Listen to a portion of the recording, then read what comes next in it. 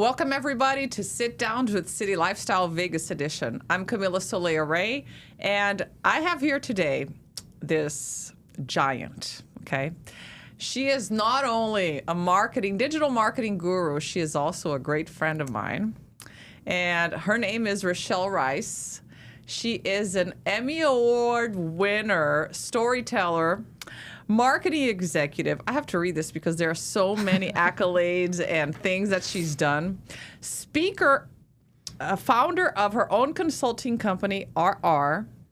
She began her career in broadcast journalism before moving into the digital strategy and social media world, including leading social and digital marketing for the Super Bowl here in Las Vegas. Girlfriend, we're going to talk about that. And she has also helped the Las Vegas Metro launch their own digital presence. And today, Richelle works with brands to tell their stories, drive sales, and improve their online presence. I am so thrilled that you're here. Welcome. Thank you. What an intro. I'm just honored to be here with you. And you know I adore you, girlfriend. Girlfriend, it's an honor to have you here. And I can't wait for us to start our conversation so we can share with our viewers, our followers that are so dear to us, more content that they can actually use in their real day-to-day lives, right? Because social media is now ruling the world. I'm not going to say that because print marketing is the main driver of what I do in this community, but we cannot ignore the presence and the use and the power of digital and social marketing. I agree. Right? So how has storytelling evolved from broadcast journalism to digital and social? You know, that's a really good question. When I started my career, I was in TV news, right? So I used to produce stories for broadcast. So they could be 30 seconds long or 2 minutes long. And it's really about getting to the why of the story and connecting with people. If you were to ask me 25 years ago, that ages me, what I would be doing, social wasn't around then. It wasn't a thing. And so now to be able to transition the stories that I used to tell, it's the same concept, right? You're connecting with people, you're finding their why, and you're delivering that message. It's just a different platform. So when I left NBC News, I went to work for Las Vegas Metro. I had won an Emmy about a story about the police department. And I was close with the police department. So what they said is, hey, come work for us in our public information and help us share our stories on YouTube. So I went from telling stories for the general TV to YouTube. And it was a really easy transition, right? But then it became, how do we tell these stories on Twitter? How do we tell these stories back in the day, 240 characters, right? But the concept's always been the same. You figure out the why and you connect with people and then you just deliver it. So now it's, vertical stories for TikTok or for Instagram Reels.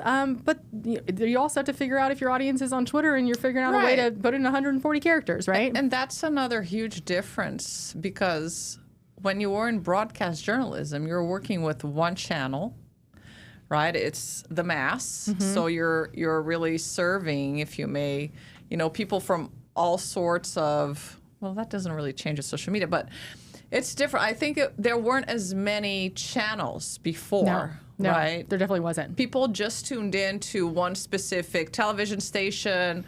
You mentioned YouTube. I don't know if here in America Orkut was big. There was something Orkut was like in Brazil. It was so big. It was before Facebook. Right. And it's just incredible.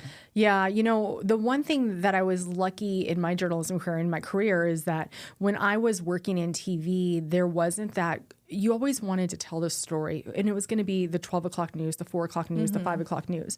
But we didn't have social media. So we weren't rushing to put information out and risking that inaccuracy that we see today. Not that journalists are inaccurate, but there's such a rush to be the first to put something out. And it's not waiting till it's the 5 o'clock broadcast. It's how do we get it out on our social, right? So I was lucky is that I've learned how to make sure that we have the correct details. Because when you put out information, you need to make sure that it's accurate. Right. But I didn't have that urgency when when I started my career.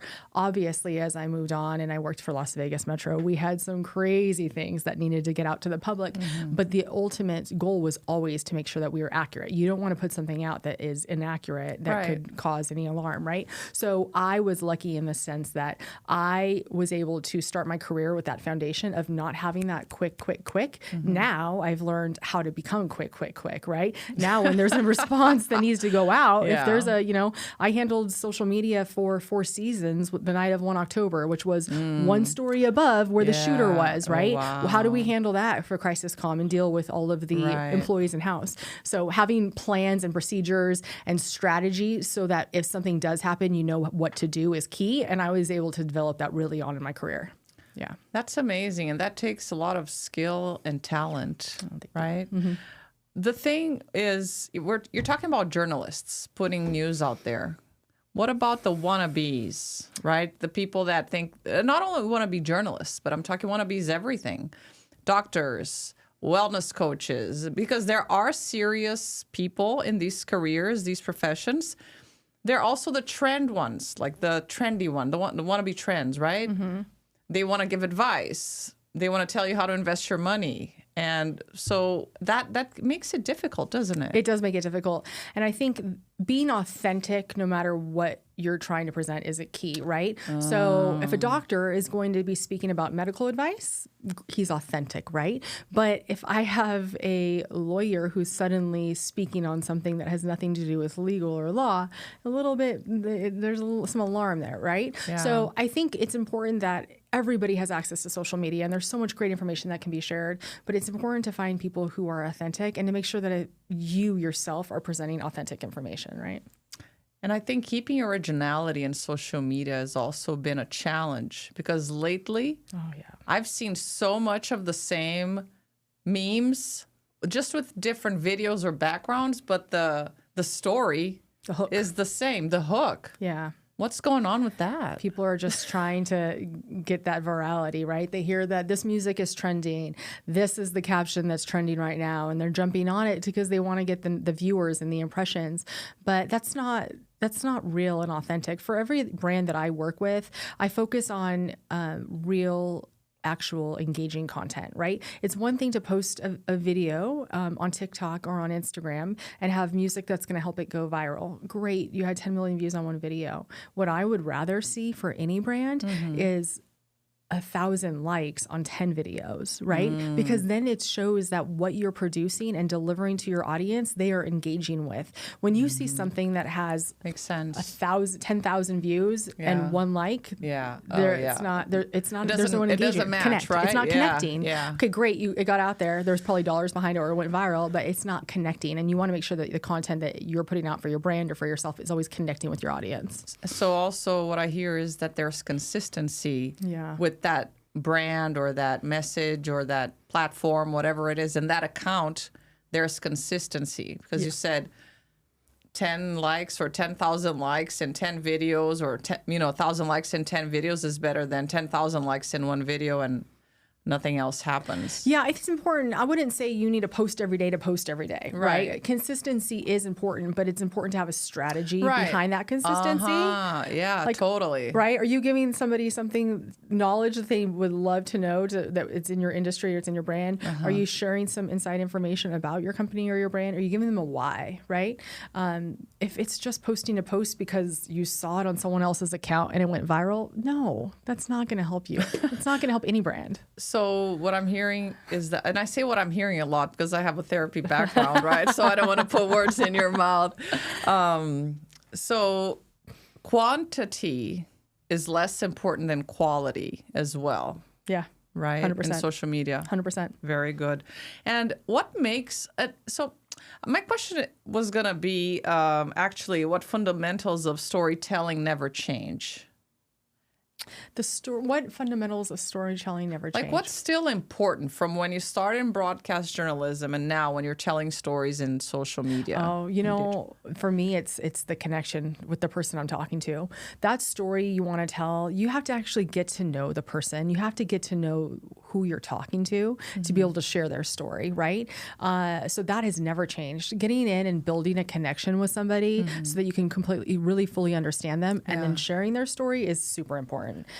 Going in with a list of questions, not connecting and not really listening, just asking what's on a list, you're not going to be able to tell a great story because you're not going to fully understand it. And people are not going to engage, to your point, right? Right. Yeah, and I think that just is a reflection of how marketing has changed as a whole, right? Because before there were less brands or whatever, so the brand was what was important, the credibility of the brand.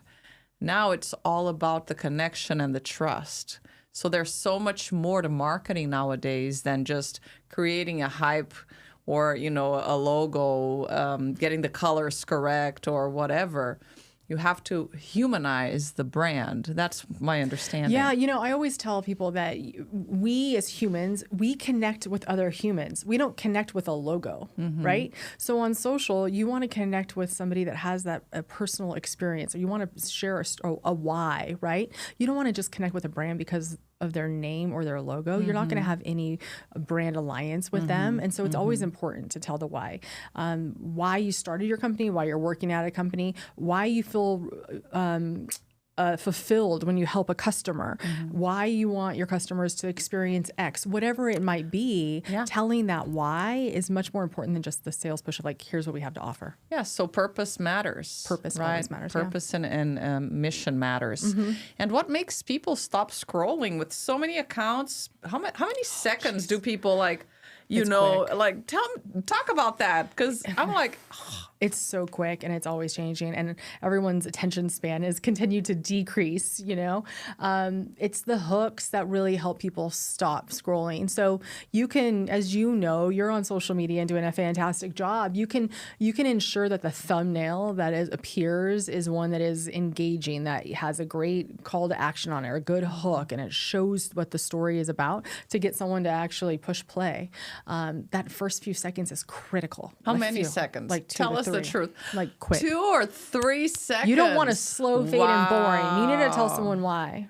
Wow, 2 or 3 seconds is what you need to get their attention. To get them to, and here's the thing: if it's 3 seconds in and you realize this is a great story, or you see somebody that you want to hear more of, or you saw the caption that said, I want to learn more, you will get people to watch all the way through. For sure. Wow, that's incredible. 2 to 3 seconds. Wow. So we really have to be good at creating first impressions. First impressions matter. Definitely. But that's the great part about TikTok and Instagram. We can record this today, and Camila, we can have our cover photo for this podcast, us in our ball gowns at a gala, right? Yeah. And someone's going to click on it like, let's look at those ladies. But it's not about that, right? Obviously, that's misleading. But I'm saying that we have the ability to change the thumbnails to make sure that they fully portray what is going to be shared in that video. Wow, that is so cool. So what are some common mistakes, since we're talking about, you know, first impressions and content and quality? What are some common mistakes that brands and people make on social and digital? The first mistake that I see brands make is they try to be everywhere all the time. They know TikTok's important, so they want to launch TikTok. They know they want to be on Threads, so they go on Threads. And instead of focusing on looking where their audience is, finding out who their audience is, that's key. You need to know who your audience is, then figure out where they are, and then focus your efforts on those platforms. You don't need to be on all the platforms to be viral. I don't know if you saw, there was a police department, and I'm not saying this just because I worked in law enforcement back in the day, but just recently during some ice storms in the South, there was a police department that went viral for their tweets. There's no video in it. They were short, and they were absolutely hilarious. They were saying things like, whatever the city name, you're drunk, go home, or someone just called in a car going sideways down the street. It was hilarious, and it just goes to show that you can go viral and you can get attention for your brand or for your business without being everywhere. And that also it goes to the point of you don't need to jump in on every trend. Okay, because you see something that's hilarious on TikTok and you think, oh, I'm seeing it over and over. Like you just said, you saw lots of memes, lots of hooks. It doesn't mean you need to do it. You stay authentic to yourself. It doesn't feel like something that you would really want to do and portray your business as doing. Don't do it. So talking about that, this is not something that I told you I was going to ask. But No, I will not do a TikTok. So audiences, let's talk about audiences and the platforms that exist. Okay. So who watches TikTok? Everyone. I know. I'm sorry, I don't. But so if I'm glad you don't. Okay, so TikTok has really taken off across the demographics. When it launched, it was teens, and then it was 20s. The demographic is definitely increasing. There's 40s and 50-year-olds that are on TikTok. I myself consume way too much TikTok. I wish that I could tell you I don't get sucked in. Right. I 100% get sucked in, but I'm not a creator. I'm not there trying to post my own for attention. But I absolutely love going to TikTok to find content. Okay. What about Instagram? Who sees Instagram? Who scrolls through Instagram? Like, what's the difference between the people that scroll on TikTok? I wish you would have told me this so I could have pulled the data, because it changes all the time. Does it? Yeah. Okay. So there is and Threads. What is even Threads? It started showing up for me. What is even Threads? Threads is Meta's version of X, Twitter, basically, right? So it's connected to Instagram. That's why you see it on Insta saying post it here. It's the concept of a tweet, but through the Meta-owned platform, which is Facebook and Instagram. Oh, got it. Right. Okay. Right. And I've heard that Facebook now is for old people. I mean, Facebook is where I see so many brands still so successful when it comes to paid campaigns. The number of people on Facebook, it's still the largest social media platform out there. And the ability to target such particular and specific demographics and niche individuals on that platform is fantastic. So I don't see Facebook going anywhere. They're connected with Instagram. There's a lot more people that are on Instagram and posting, and they don't post to Facebook as much, but they're still on it. And guess what? You can run ads on Meta that go on both platforms. Yeah, for sure. And I've seen great success with some of my clients who run awareness ads and display ads through Google and search. And then because we have pixels placed, retarget with ads on Facebook and Insta, and they have great success rates with the opens and the conversions. Amazing. Yeah. And so if I were a brand, how would I know to choose if it's TikTok or Instagram? First, you say, as my brand, this is my goal. This is my why, right? This is who I am. And then you dive into your analytics. That's the key for anything digital. Analytics. You got to look, right? Who's opening your emails? Who's opening any of your other content that you've already shared, right? And then knowing your audience demographics will help you decide, if you've not been on social, where to launch, right? But if you've been on social, which most clients that I work with now have already had a social media presence that I have to go in and sometimes help clean up and organize. But the first thing I do is go back and look. Give me the last year and the last 90 days. Because there are reports, right? Yeah, there are every reports. platform. There's real-time data on digital and social of who watched you and how, the age. And the age, the city, the country, the language. Interesting. Right. So then you can see if you're delivering content and it's not being engaged with, or it's not being, your platform's not growing, then don't put your effort there, right? There's no reason to keep it going just to keep it going. Focus on the 2 or 3 that are the largest and put your efforts there.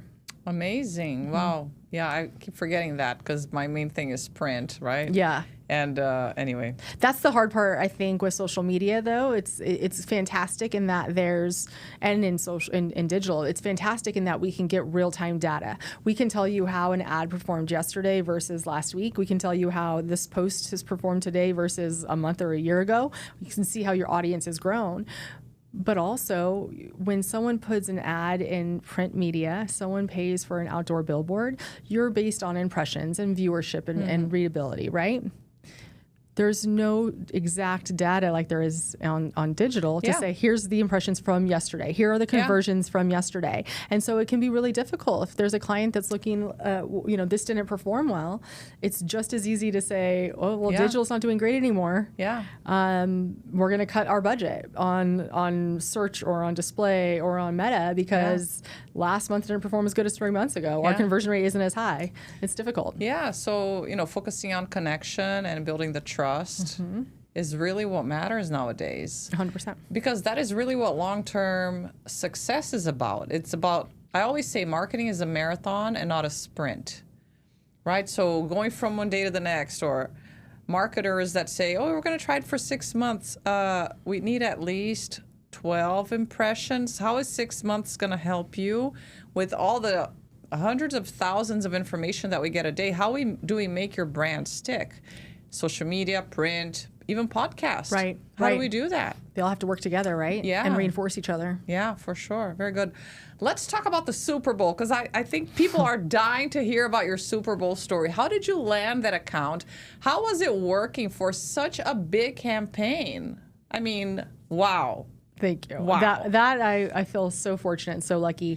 In 2022, I decided to leave the agency life and start my own consulting company, and was really focused on taking a step back. I had an amazing opportunity at the agency I was working at to build their social media division. I built the team, and I built the procedures, and I built the client base. I did all of it, and it was fantastic. But after almost 9 years, it was time for me to take a break and refocus on me. And so I want to say the fall, I had built up a couple of clients. I was feeling great, and something on LinkedIn popped up that said Super Bowl social media. And I thought, and I grew up in loving sports, and actually my first job out of school was at a TV station because I wanted to be a sports broadcaster. Oh. So it's always been a passion of mine. And luckily at the agency, I covered a lot of sports, right? I worked with PGA, I worked with the Golden Knights, I worked with NASCAR. So when this opportunity popped up on LinkedIn, I'm like, well, let's just click on it and see. And so I did, and then I forgot about it. And because this town is so connected, the person that was at the Super Bowl knew who I was. We had actually worked together when I was at the agency, and called me up and said, are you really interested in this? And I said, yeah, I mean, why not, right? Yeah. So I was very, very lucky. It was all because of the connections of people I had met. Girlfriend, I'm sorry. This lucky thing that I hear, I'm sorry. It's not lucky, really. You've built a resume. You're a kick-ass at what you do, journalist, everything, storyteller, right? So not only do you have the skills and the talent, you have built the connections, which is what we're talking about. Right. Right. So you're 100%. And I don't downplay the word lucky. There are so many people in this town that could have easily, that did apply for that job. I know that, right? Yeah. And so another thing, you took the risk. Yeah. Yeah. You're like, let me just click here and see. And it ended up being somebody I had worked with that I had helped them launch the opening of a hotel.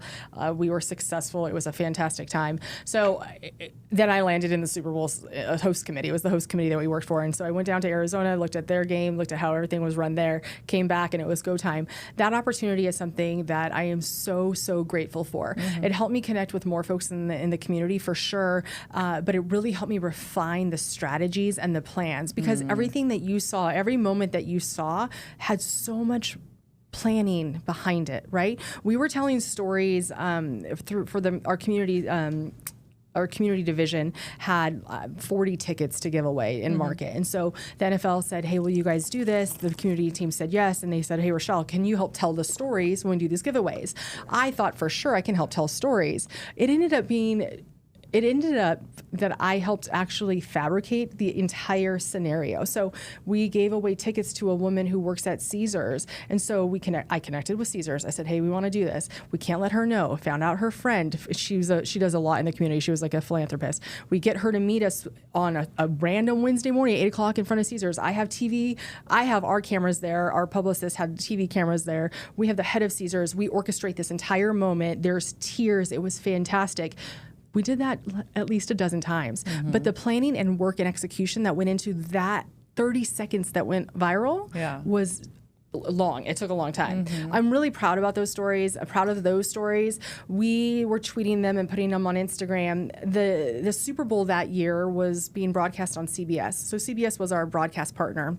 And I got a message from NBC Nightly News on social media that said, hey, we see these are fantastic stories. Can we put these on the NBC Sunday night national news? Mm-hmm. Hell yeah. Yes. That's called winning, right? So my content, it's one thing to think things go viral because their numbers of impressions and viewership go crazy on social. Mm-hmm. But to see NBC Nightly News acknowledge these are great stories on social and reach out to me on social and say, hey, we want to put this on broadcast. Huge. That was a win. That's fantastic. Huge. Amazing. Yeah. Wow. So it really, it was a lot of planning into every single moment that we shared, but it was fantastic. Yeah. I have to tell you, I'm super proud too. When I was with Super Bowl, we got to work with UNLV interns. I've had interns throughout my entire career, but I've never invested as much time into these interns as I was able to when I was at Super Bowl, just because I had less on my plate, right? And because you're also more mature and more experienced. Yeah, and at the Right. agency, I loved my time at the agency, but you have 25 clients, you have a larger team, and as the boss of the division, I'm the one that gets calls when there's something going sideways. So I was busy a lot, right? Super Bowl was a little different. And so I remember this woman came in and she interviewed for an internship. I thought her social was strong, her photos were strong. And the first thing she said to me is, my goal is to work on the Super Bowl one day, to shoot the Super Bowl. And I said, that's ambitious. Like, I get that you want to work and intern with me as the host committee. She was interning with me in the summer, not during the time of Super Bowl, and told me that was her goal. And she was very quiet. Long story short, she finished her internship time, and then January came around. She was still a student, but she was not an intern. And I contacted NFL, and I said, I want to get credentials for me and a content creator. I could have gone to so many content creators in Las Vegas, but this woman I knew had the potential. So I said, hey, do you want to cover the Super Bowl with me? And tears. Yes. Aww. She did fantastic. That's awesome. And I was so proud because she understood the sense of urgency. She was doing work for the Knights at the time for the NHL and shooting game day for them. But she was able to bring in her camera. It was a long day. She was shooting. She got the winning shot of that Super Bowl, and we were able to get it out on social within 30 seconds to a minute. It was retweeted by everyone and it shared everywhere. And so she did a fantastic job. And I'm still connected to not just the interns that worked directly with me, but the interns that worked with some of our other folks on the team. So I'm really, really proud of that relationship and helping those folks rise. Yeah, because that's what it's about, right? We help others, and the community just rises all together. That's right. So I want to start wrapping up with just two more things. One is giving our viewers and listeners practical tips, okay? So what skills do communicators need? What should they be looking at? What should they develop now to become effective communicators online, digital and social? The first and most important tip I can give anybody is to be a listener. Right? Oh, interesting. When you ask a question, listen to the response because that can change your next question. That's absolutely right. Yeah. And it can also change the story, right? Mm-hmm. You can go into any situation and have a list of questions that you want to ask somebody. But if you really listen to them, it can help steer the conversation another way. So I think that's really important. And that's when you also create the authentic connection that you were talking about, right? And those are the moments that will help any brand look more authentic online. So active listening. Active listening. Active listening. And then the other thing that's super important is just to be detail oriented, because it's so easy to get information correct. It's so easy to write something down incorrectly. It's so easy to tweet something quickly or to post something based on what you thought you heard instead of going back and listening and making sure you have it accurate and right. That's probably my journalism background coming out, but I think it's super important to just double check the facts before you put anything out. So no fake news allowed. No fake news. Wonderful. And to wrap it up, Richelle, because this has been an amazing conversation, and you're going to have to come back when Chrissy is here. Oh, thank you. Yeah, for sure. Where is storytelling heading next? Oh, wow. It's definitely going to be video. Video storytelling is... Video's here to stay then. It's not going away. There's no way. There's no way. I think it's going to be quick. It's going to be videos. And I'm excited to see what comes next. Yeah, because we're going to have to talk super fast because, the first impression is 3 seconds. And what about now? Really quick. Right? I know. But it's been neat because I've watched the storytelling go from, a 2-minute piece on NBC News to a tweet with no video to a reel on Instagram and then a TikTok, right? It's just so crazy. So you just have to learn how to adapt, and adapting is important so that you can just stay on top of, the platform and how to reach your audience. Yeah, and keep growing and really with the market and the community and the trends and how to convey the message correctly. Right? Because that's what really matters in marketing and helping others grow is how do you communicate correctly? Yep. Very good.